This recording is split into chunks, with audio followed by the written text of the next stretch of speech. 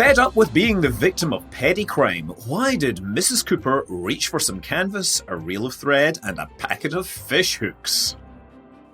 And again.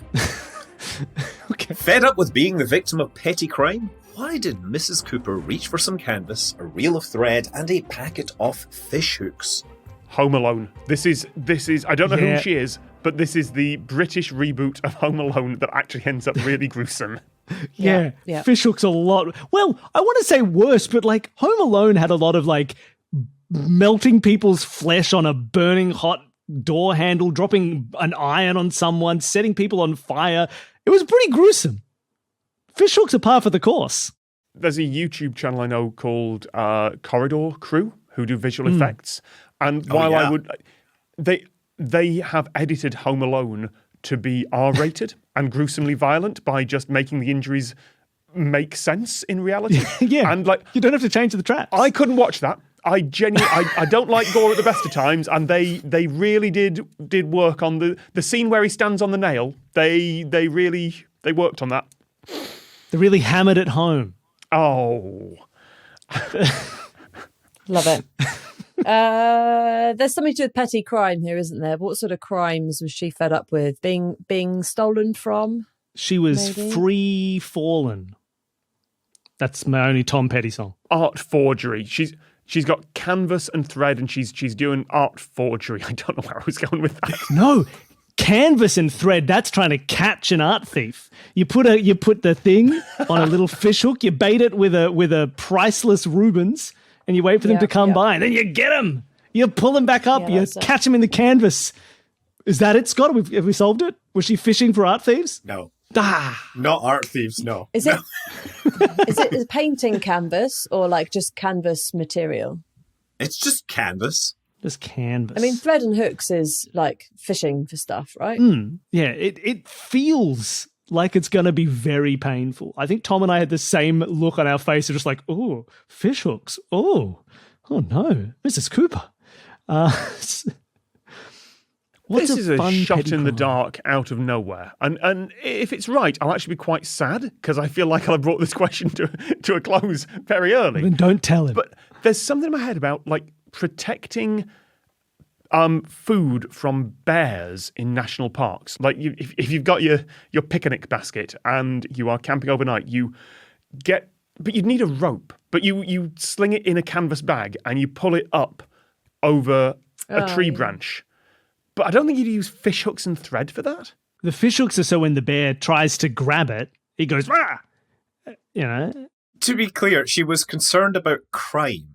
Yeah, bear crime is a big problem. Have you not seen Cocaine Bear? Petty theft. Petty theft? That's the pettiest theft of all when a bear does it. There's a documentary about it. The bear's got a green hat and a tie on and a little friend called Boo Boo. Yeah. That reference won't land for anyone under the age of 30. Tom, everybody knows Yogi Bear. Do they? Yeah, he was that baseballer with all the aphorisms. I'm wondering, because to be fed up of petty crime, that means that a crime keeps occurring to her until one day she snaps and she buys a load of fish hooks and twine. So could it be, we've mentioned theft, but I wonder like what else is classed as petty crime? Like vandalism maybe? Yeah, vandalism. Libel? What other kind of petty crime is there other than like art theft and vandalism? Oh, vandalism, like graffiti is a fair thing. People keep painting something on her house. So she builds an entire fake wall out of canvas and then pulls it up, puts it back down again when they come. Okay, it's not vandalism. Trespassing? Was she annoyed that people kept coming through her grounds, garden, house? Oh, I mean, possibly, but I have to be that nerd who says that trespassing is not a crime in England. We have the right to ramble. No, we don't have that either. That's Scotland, but it's a long. That's Scotland. It's a civil thing. But is it shoplifting? No, it's still theft, isn't it? No. I just said that art theft is not petty crime. Oh, art theft. Okay, so it could just be theft.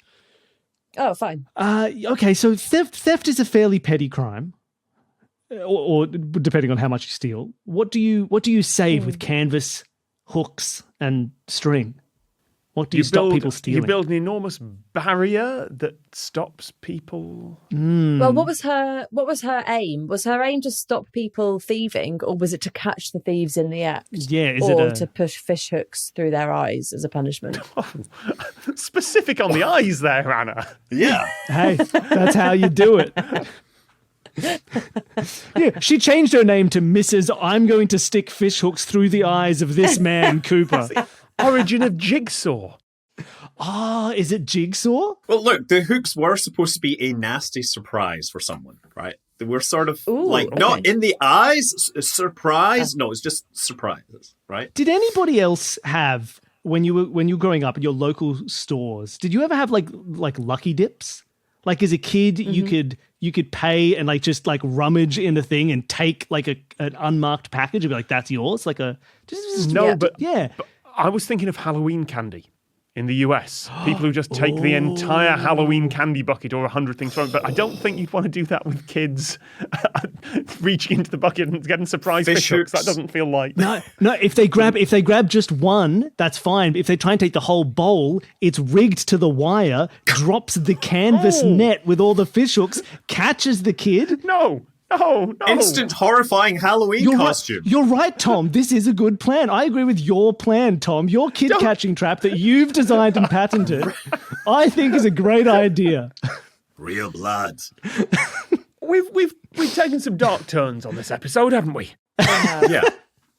You're so close. Okay, it's a trap. Sort of missing the link to petty crime. Is it so petty that this is something that she has sewn in to the containers of $100 bills in her Monopoly set? It's like, you keep taking from the bank, you'll get a hook in the hand. Oh, my name's not Mrs. I'm going to hook your hand, Cooper. I think real money was involved.